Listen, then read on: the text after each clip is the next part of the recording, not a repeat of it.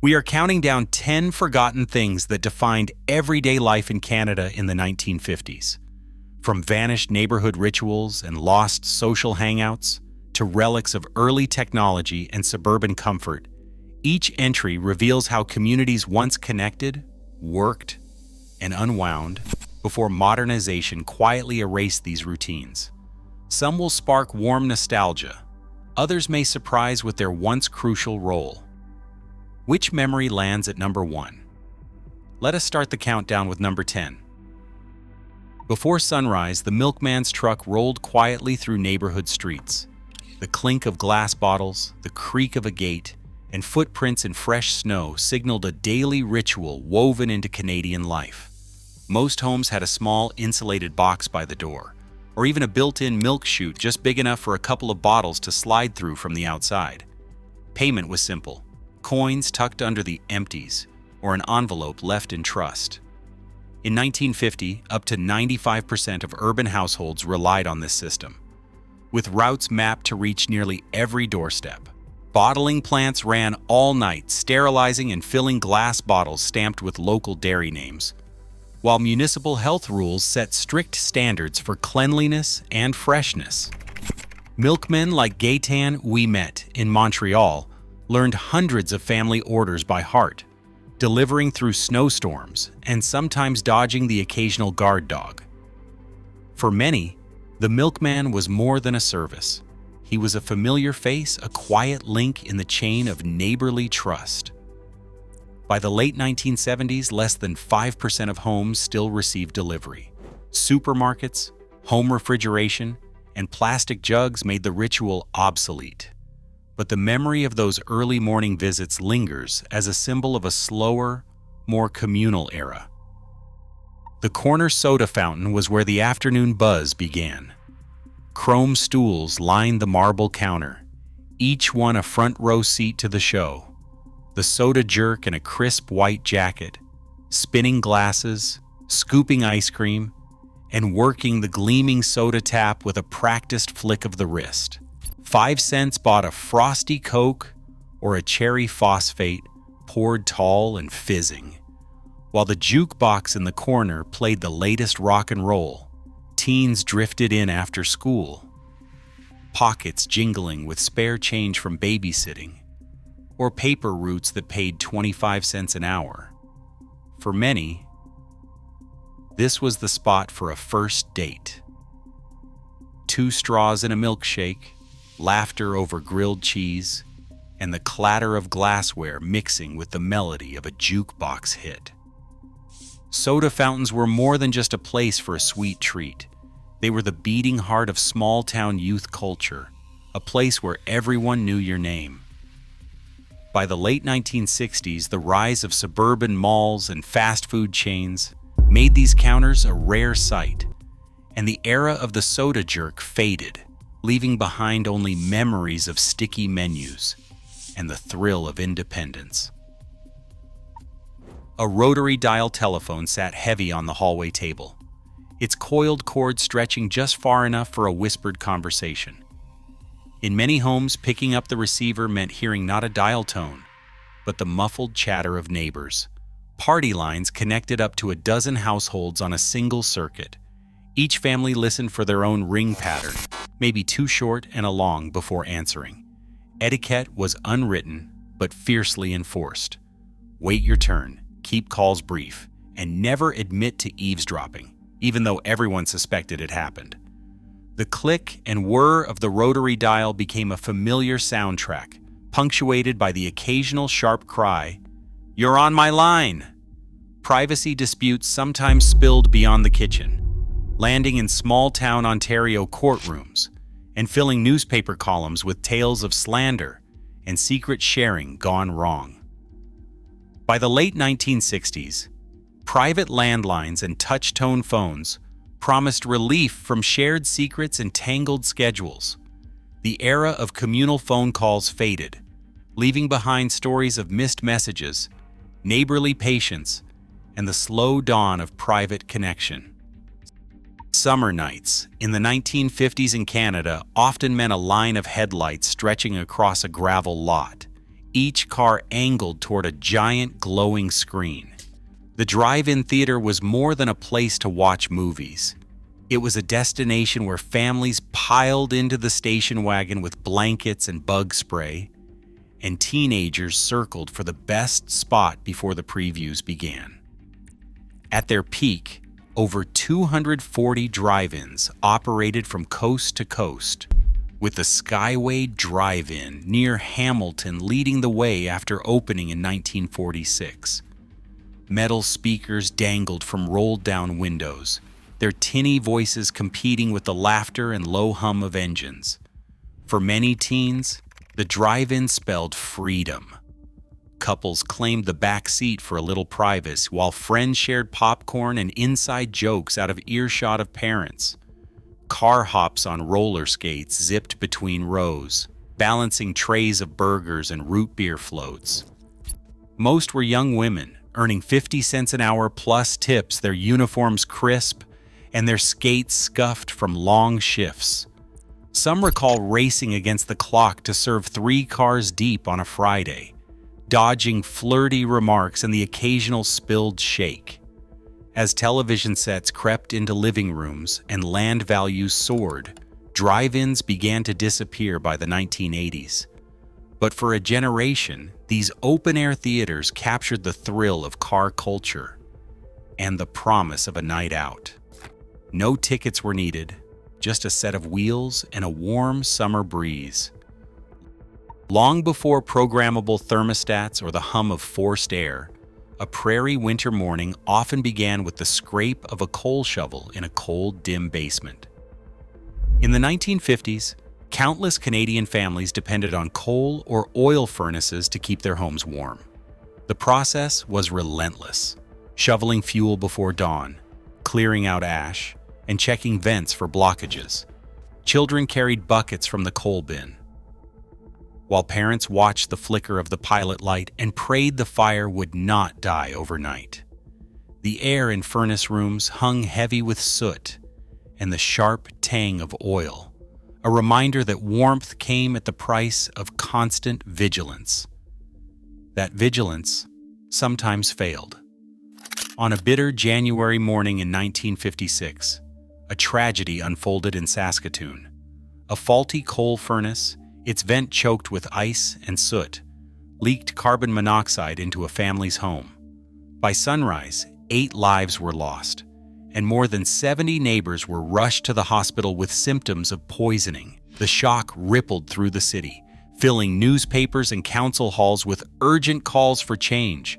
Public health officials launched a sweeping inspection campaign, and insurance companies began refusing to cover homes with old coal burners unless they were upgraded. Over the next 6 years, Saskatoon and prairie cities saw a rapid conversion to natural gas. By 1962, more than 70% of homes had switched to cleaner, safer heat. For many, the end of the coal era meant relief from backbreaking work and the constant threat of silent danger. But it also closed a chapter on the daily rituals that once defined winter life, where survival depended on family labor, and a single mistake could bring disaster. Saturday evening in the 1950s, the living room quieted as the radio dial glowed in the dusk.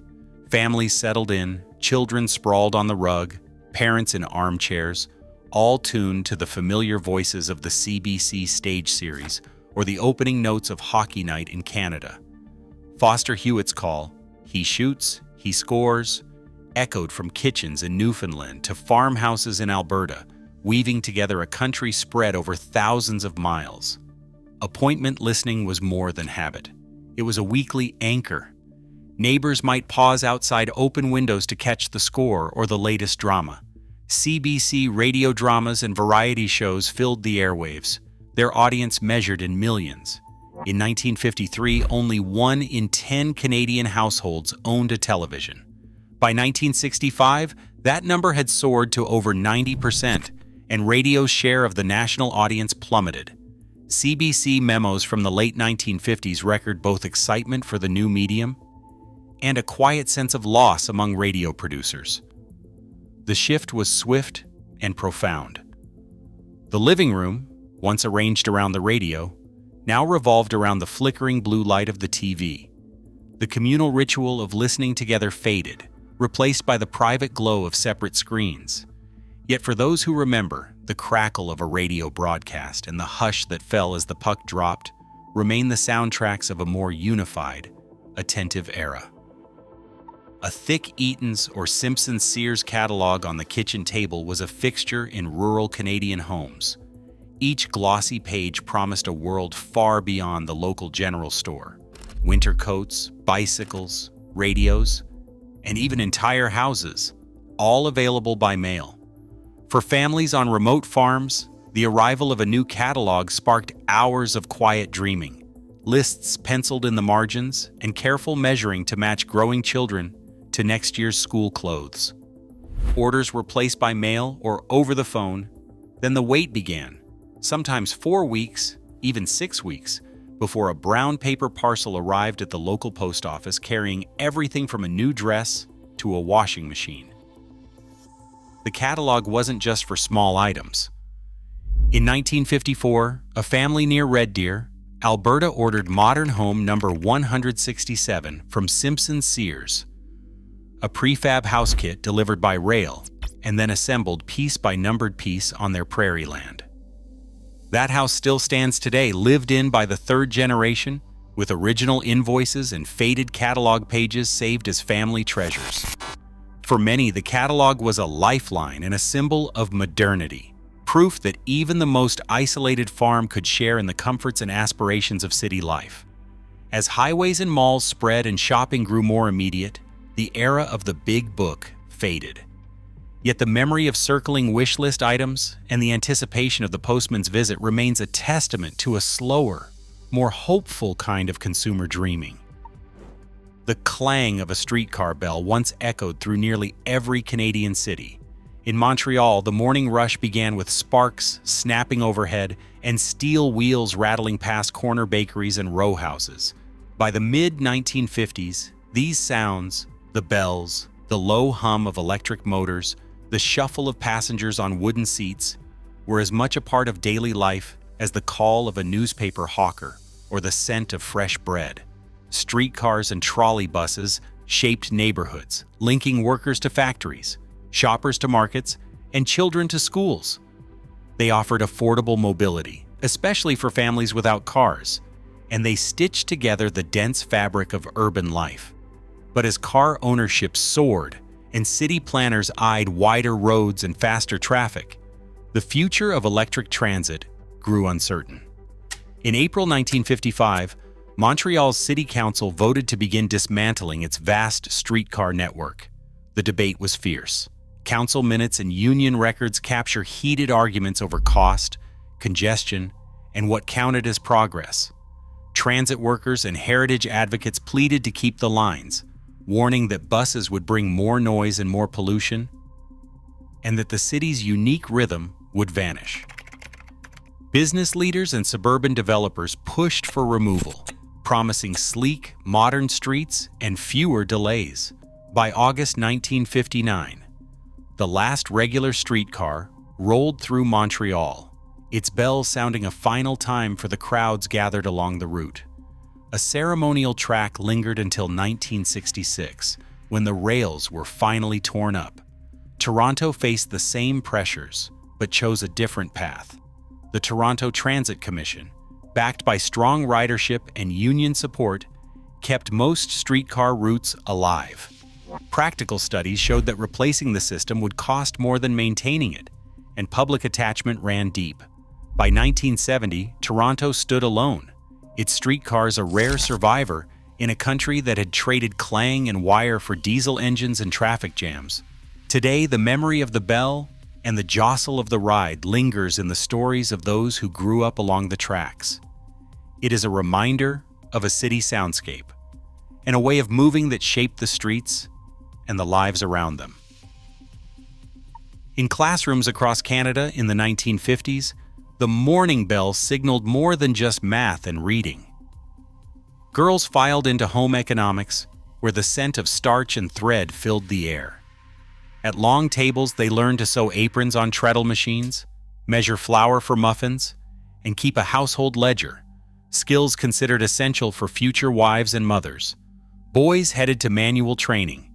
The clang of hammers and the scent of fresh-cut pine marked hours spent building toolboxes, birdhouses, or simple shelves, guided by instructors who spoke of craftsmanship and earning a living. In some schools, a finished apron or a dovetailed box earned a place of pride in the front hallway, stitched or stamped with a name tag as proof of a job well done. This division was not accidental. Gendered guidelines from the era spelled out separate curricula and teacher assignments by gender, echoing the broader social expectation that girls would run homes and boys would provide for them. By the late 1960s, reports from the Ontario Committee on the Status of Women and new academic research questioned why girls could not learn woodwork or boys cook a meal. Teachers' unions split over job security and the meaning of specialized skills, while some parents insisted that tradition mattered. Between 1967 and 1975, education ministries across the country rewrote the rules, desegregating classes and introducing new options like technology and the arts. By 1977, fewer than 1 in 5 Ontario high schools still offered strictly gendered home economics or manual training courses. For many who grew up in that era, the memory of threading a needle or sanding a board is tied to both pride and frustration. The apron, the toolbox, each is a relic of a time when the future seemed mapped out by gender, and when change, once unthinkable, arrived quietly through the classroom door. By late Sunday afternoon, the kitchen was alive with the slow work of a family meal. The aroma of roasting beef or chicken drifted through the house, mingling with the sharp scent of boiled potatoes and the sweet earthiness of canned peas warming on the stove. A well-thumbed cookbook, stained from years of use, lay open on the counter, its margins crowded with notes. Children were sent to set the table, each fork and plate in its proper place, while the clatter of serving spoons and the low hum of conversation filled the air. In many homes, the meal's climax arrived as the father stood at the head of the table, carving knife in hand, slicing meat onto plates with a practiced rhythm. Gravy pooled beside mashed potatoes, and the steam rising from each dish seemed to signal a pause in the week's rush. The Sunday roast was more than a meal. It was a ritual that shaped the rhythm of family life. Planning began days ahead with a trip to the butcher or grocery, and often included a stop at the bakery for a loaf of bread to mop up gravy. Recipes passed down through generations guided the hands that peeled, chopped, and stirred. For some families, it was the only time everyone gathered in one place, sharing stories from church or the week gone by. The roast dinner promised a sense of security, a table crowded with familiar faces, each person knowing their role and place. Even the menu rarely changed: beef or chicken, potatoes, peas, and sometimes a tart apple pie for dessert. Oral histories recall the comfort of repetition, the pride in a well-cooked meal, and the gentle teasing that drifted around the table as the platter was passed. By the 1970s, these dinners began to fade. More mothers worked outside the home, and convenience foods, frozen dinners, canned soup, instant potatoes, offered speed over ceremony. Television sets beckoned from the next room, and family schedules grew tangled with weekend shifts and children's activities. The weekly roast, once a fixture of post-war stability, slipped quietly into memory. Yet for those who remember, the scent of a slow-cooked roast and the warmth of a crowded table evoke a Canada where time seemed to move more gently, a country bound together by routine, shared effort, and the simple pleasure of a meal eaten side by side. Across all 10 forgotten things, one pattern stands out. Progress redefines what feels essential, but it quietly erodes the habits that knit communities together. Each lost ritual marks a trade-off: convenience for connection, speed for shared experience. That is the real story of the 1950s in Canada. Not just what changed, but what we lost in becoming modern. What we remember shapes how we value our present.